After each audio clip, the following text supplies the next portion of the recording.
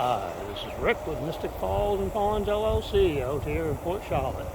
Just finished up putting in the fountain, the JF 4400 Casco fountain, and this is what it looks like here when she's all finished. I would have taken some photos of assembly, but there's so many assembly things online that I just thought I don't want to be boring.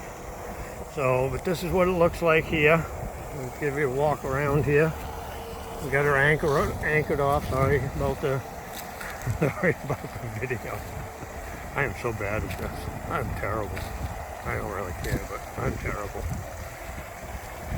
That's all right. I make a hell of a pond guy. Yeah, this is what we got here. Now this is a 1/8 pond with a 1 horsepower JF in it. As you can see how close it comes to the edging here, because the pond is way down. It's only about maybe 3 feet deep in the center of it right now, which is really close, because I recommend at the minimum of 2 feet in the pond.